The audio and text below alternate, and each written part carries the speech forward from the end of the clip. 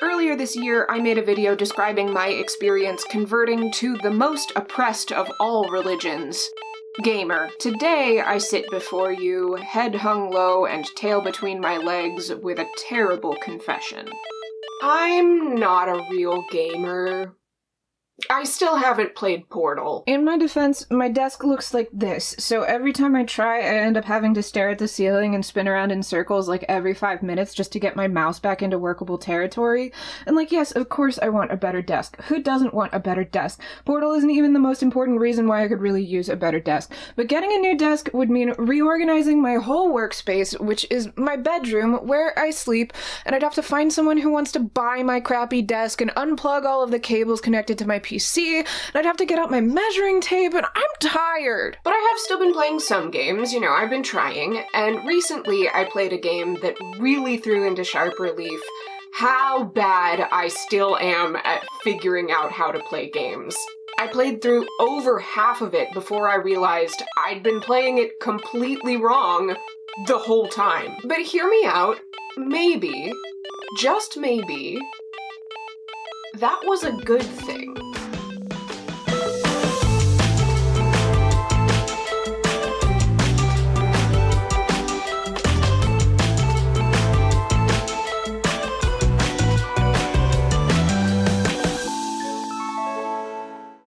Astrologaster is a point-and-click narrative game from independent developer Niam Yam based on the life and work of Simon Forman, an astrologer and herbalist practicing as an unlicensed doctor in England at the turn of the 16th century. The game is loosely based on actual history, drawing from the real-life Forman's casebooks, the archivists of which served as consultants during the game's development. And this is, in a word, extremely my shit. The art is these little paper dolls who just fucking fall flat on the ground if they walk out the door. Amazing. Look at Forman's little face. He's so annoyed. Look at this monkey. It's so cute. Ah! You progress by turning the page, which is deeply satisfying. And each of Forman's patients get introduced in their own cheeky little madrigal.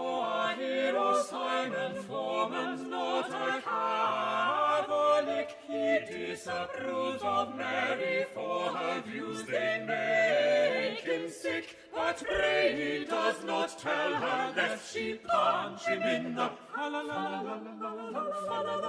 punch him in the. It's like somebody reached into my dorky-ass brain and dragged out all of the things that make me giggle. Take care, for say, did you hear what the Countess says about peace? It's perfection. Glory, glory to the Lord. The Lord, Archbishop Whitgift. And as a graduate of a classically focused acting program, I am, of course, contractually obligated to get hype for a justified mention of Richard Burbage in any context. There's a very real person fanficky vibe to the historical stuff, which I personally find to be candy bar delightful. It is the best kind of hokey, and while I can't speak to the historical accuracy in general, there is one area where I do have some knowledge that would seem to suggest there's some very smart stuff going on here. Mr. S. did suggest that I am full talented as a writer. Be not afraid of greatness, he told me. Alright, nerds, it's unhinged rant time! So you've probably heard this quote before, be not afraid of greatness. The full thing, as it sometimes gets pulled out, is be not afraid of greatness, some are born great, some achieve greatness, and some have greatness thrust upon them. So you've probably heard that quote, and you've probably heard it attributed to Shakespeare. People like to throw it around a lot. It sounds motivational, it's got that nice little ladder, and you can always sound smart if you can say that Shakespeare said a thing, but there's a good chance you don't know the context of it. I feel comfortable saying you probably don't know, because one time I embarrassed the hell out of myself by asking about this at a PBS Digital Studios trivia night at VidCon, because I was like, this is a room full of the smartest people on YouTube, they've gotta know this. And I forgot that I was actually talking to a panel of mostly science communicators, and what play is that quote even from would have been a perfectly stumpable question, and now, like 6 tables full of people I admire the hell out of think I'm a pretentious dipshit who likes to make herself look smart by asking essay questions at trivia night. I mean, I'm assuming they don't actually think of me at all, but try telling that to my 3 a.m. brain. Anyway, Twelfth Night. That quote is from Twelfth Night. Twelfth Night is a play about a girl dressed as a boy trying to convince a countess who's falling in love with her to fall in love with a duke who she's in love with and with whom the feeling is slowly becoming mutual, but then it turns out that she is a girl and has a twin brother, so everybody's still straight and cis. But then over in the B-plot, we have the rest of the Countess's household. There's this one sort of high-ranking servant named Malvolio, who's a real snotty fuckface to everybody else, and this extremely witty and badass lady's maid named Mariah, who has had enough of it and is like, hey, if we can convince this goofus that the Countess is in love with him, he'll just make an unmitigated ass of himself in perpetuity. So she forges a love letter from her boss to her supervisor, telling him that he hasn't actually been imagining all those long, lingering glances that totally happened. She's been mooning over what a total hottie he is, and she feels it would be inappropriate for her to make any kind of overt move just yet, given that she's nobility and all, but she has plans to lift this hunk of man meat out of his current station when the time is right, so he should be sure to make eyes at her whenever possible, and wear the weirdest clothes in his closet, because those are the ones that really do it for her, and he shouldn't be afraid to act like he is absolutely all that. After all, some may be born great, but some have greatness thrust upon them. And so honestly, it just delights me to see this quote from a prank letter that is specifically, deliberately, the worst advice to follow, used totally unironically in such a multitude of contexts, on jewelry and greeting cards and mugs and in VeggieTales. A wise man once said not to be afraid of greatness. Some are born great, some achieve greatness, and some have greatness thrust upon them. Oh, we're coming for you, VeggieTales. Just you wait. It's sort of like a watermark visible only to Shakespeare dorks that tells you this person didn't actually read the play, especially because in the world of like actually doing Shakespeare, Twelfth Night is pretty 100 level. Like, maybe even more baseline than Romeo and Juliet, honestly. Walk into any room full of acting students and say, I left no ring with her, and watch what happens, I dare you. Even She's the Man, which is high goddamn art, let me tell you, uses it as a pep talk. It's just like what Coach says before every game. Be not afraid of greatness. Some are born great, some achieve greatness, and some have greatness thrust upon them. Which, like, sure, it's far and away the most famous quote from the play, and it's a sports movie, but come on! I think the best chance for us to be great here today is to have you play. That doesn't even make sense. But now that we've laid this groundwork, I can say that this use in Astrologaster is actually probably the single best I've ever seen.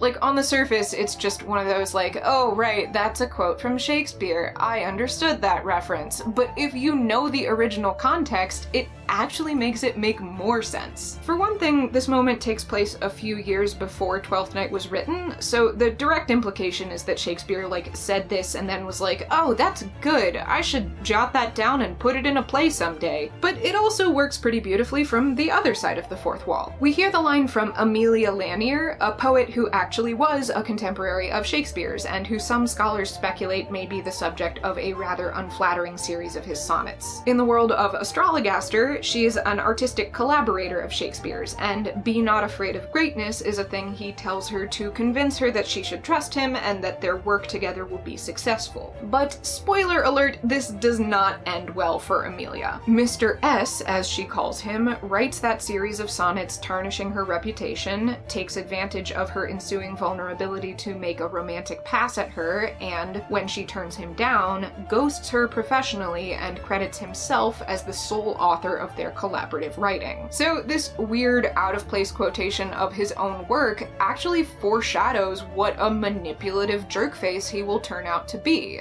Just like Mariah in Twelfth Night, he's whispering sweet nothings he doesn't actually mean in order to get a desired result. Except unlike Malvolio, Amelia doesn't deserve it, but Shakespeare seems to think she does because he's actually a misogynist twit. It's neat. I really hope they did that on purpose. Okay, game, though. It's a game. Talk about the game. The people click to hear you talk about the game. This is why you don't have more subscribers. What are you doing with your life? So in Astrologaster, you play as Simon Foreman, whose medical practice is in danger of being shut down by the College of Physicians for lacking a license. You, as Foreman, perform astrological readings to treat what ails 12 querents in a series of consultations, and if they're happy with their care, they will eventually write you a letter of recommendation. If you obtain enough letters, the college will accept them in lieu of a degree to grant you a license. There are two kinds of interactions you can have with these patients. The first, laid out in the intro section where Foreman cures himself of the plague and gives what little tutorial the game needs, are querents seeking medical treatment. They will describe their symptoms or those of someone else, and you can then choose from 2 or 3 possible diagnoses as written in the stars. Sometimes the key is in remembering the details of the symptoms, like counting the number of days between bouts of fever. Sometimes it helps to have a little bit of outside knowledge, like the patient who presents with an extremely on-the-nose description of being stoned, and sometimes there are important clues the querent doesn't inherently connect to their issue, like the one who burps consistently through their consultation. But there's also your relationship with the querents to balance. As far as the win state is concerned, all that matters is how happy the patients are with your care. So what do you do about the hypochondriac who is very clearly fine, but will storm out unless you diagnose him with something, especially when his long-suffering wife starts writing you letters begging you not to indulge him? Or what about the woman who comes in asking about her new husband's symptoms,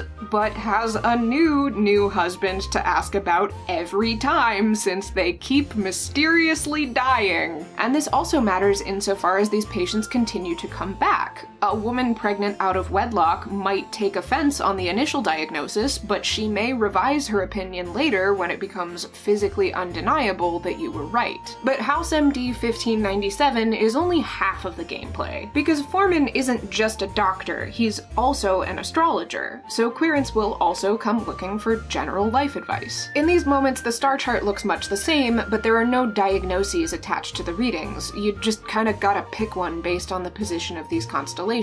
I don't know, maybe if you know more about astrology than I do, these pictures mean something, but for me, these interactions were complete chaos. I kind of settled eventually on whichever one had the stars in places that looked most aligned?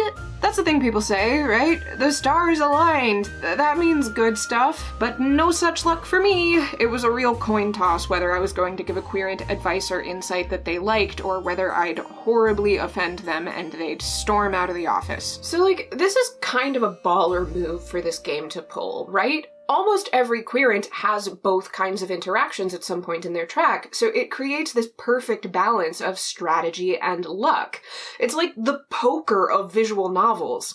It is frustrating, but it is deliberately, geniusly so. It's a statement on both the randomness of the universe and the quackery of astrology, written incredibly viscerally in the feelings of not being able to just shut up and win a silly computer game. This was my experience of Astrologaster until about 2/3 of the way through, when...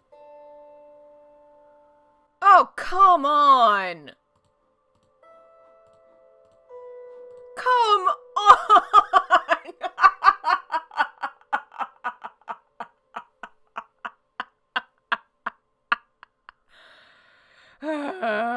For crying out loud, all I had to do was click on them, and I couldn't even figure that shit out? It says it right there! Click on the stars! For fuck's sake! Take the RGB keyboard away, I don't deserve it! Okay, so this game is not so much a commentary on life as ruled by the stars as it is a game where you listen to the stuff people tell you and use it to diagnose their problems and give them advice in the realms both of physical maladies and of emotional whatnot. Much more cohesive. But hear me out.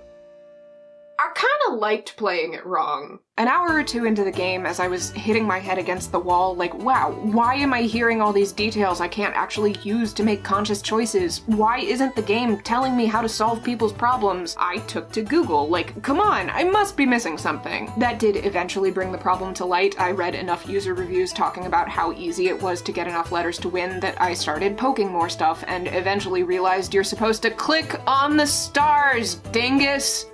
But those reviews also often talked about how anticlimactic the ending was. How as soon as they got their last letter, the game just ended. And that was not my experience. I was on the edge of my seat right up until the end, watching querent after querent end their last consultation without writing a letter, doing the math, guessing at how many more chances I'd get in the form of new querents and how many of their problems I'd be completely in the dark about solving. Even once I'd figured out how to click on the stars! For fuck's sake! I dug myself into enough of a hole I didn't know if I could come back from it.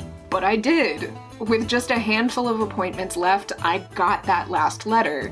And it felt so good. I won't lie to you, I did have more fun on my second playthrough when I went back to get this footage. The problems folks come to you with are way more fun to try to solve when you're not blindfolded, and there's a lot of story I missed out on the first time because seeing the correct option in front of you can help to put together a lot of the pieces. The different characters' problems also often interact with one another, and you may not notice if you don't have all the multiple choice options set out in front of you. This includes Foreman, who is not nearly as objective a narrator as he'd like to pretend. This does lead into something I want to briefly mention, which is a content warning on this game for depictions of sexual harassment. Foreman makes passes at a number of his female patients and pushes into full stalking behavior in a couple of cases, and while he never crosses the line into explicit sexual assault, he does not handle rejection gracefully. I didn't personally have a problem with it. It's a relatively minor part of the game with the worst stuff taking place off screen, and it is a nod to some level of historical reality based on Foreman's notes,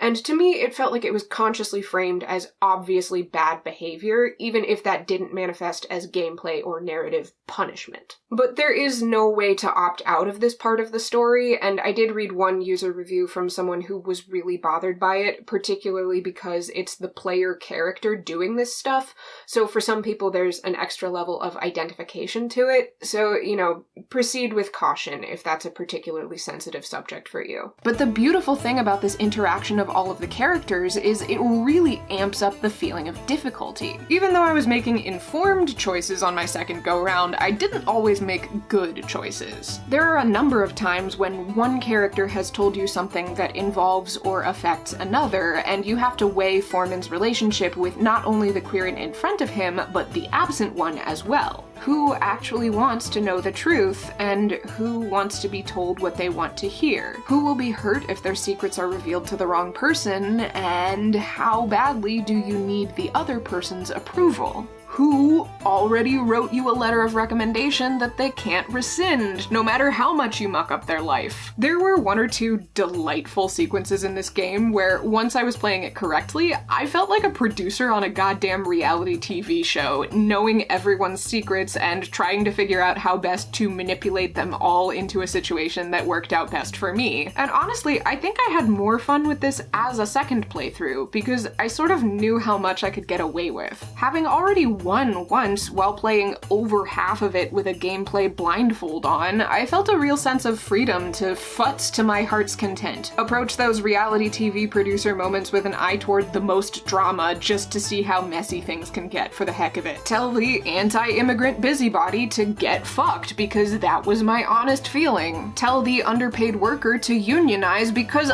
obviously Obviously, Simon Foreman said collective action works. Surprising no one, I did get my letters of recommendation faster the second time around, but the game didn't abruptly end. Maybe that was an early glitch that got fixed in updates, or maybe I still took long enough that I'd crossed a threshold, or maybe that review was a misunderstanding from someone who won at the very last second. I don't know. In my case, I still got to play out every consultation through to the same end of the game. So, to sum up, being an absolute noob not only resulted in a first playthrough of this game that was extra nail-bitingly exciting and carried an extra layer of meaning, but also made finally knowing what I was actually doing better. So go forth, my children, and suck at gaming. We have more fun anyway. Hey, thanks so much for watching this video. I had a super busy and exhausting time this month, and I just wanted to do something kind of fun and silly. But this is the kind of thing that can be kind of anxiety-making on YouTube, because the algorithm is always changing, and you're sort of doing calculus in the dark about, well, is it better to keep to a schedule, even if that means releasing something that's not going to have super wide appeal, or are you going to get punished for having a video underperform compared to the last one, or something else?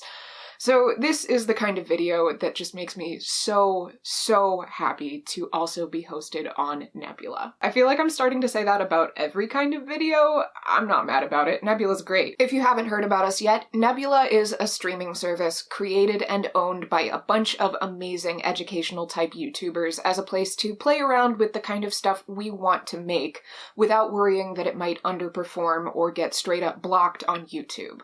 Sometimes that's references to copyrighted material that'll get flagged by Content ID even though it meets the legal definition of fair use. Sometimes that's subject matter that may get age restricted and therefore buried. And sometimes it's just wanting to cover something that's not super highly clickable so you can hold on to your artistic outlet in a way that's fun and exciting even during a month when you've got a lot going on. I love being a part of Nebula. It's truly a great project that I'm honored to be on board with, and not for nothing, I also get paid way better than on YouTube, so that's always great. And Nebula is an especially great deal because of our partnership with CuriosityStream, the subscription-based streaming service with thousands of documentaries and nonfiction titles. For example, if you want to hear some less unhinged and more qualified talk re the Bard, I'd highly recommend Tyrant, Shakespeare on Power, a discussion on some historically subversive and unfortunately still relevant portrayals of power and its abuse in Shakespeare's plays. Normally, a year of CuriosityStream is just $20, which is already a great deal, but when you sign up using my link down below or by going to curiositystream.com/Laura Crone and using the promo code Laura Crone, you'll get an additional 26% off for a total of less than $15 for a whole year, plus Nebula included. And that is a bundle, so you'll keep your Nebula account for no extra charge for as long as you stay a CuriosityStream subscriber. It's a ridiculously good deal, and it's a great way to support me and every creator on Nebula. 12 out of 10. Thank you so much to all of my patrons, with an extra special thank you to Andreas Evans, Data Fox, Dylan Lorino, Exceedingly Lizzie, Ilona Concetta, Joe Schlesinger, Madeline Capper, Michelle, Nathan Marcotte, Richard Lawson, and Ronnie Rocket. If you'd like to help support this channel directly, like all of these lovely people, you can do that at patreon.com/Laura Crone. But one brave doctor stayed when all the cowards fled. Might have been because he was too sick to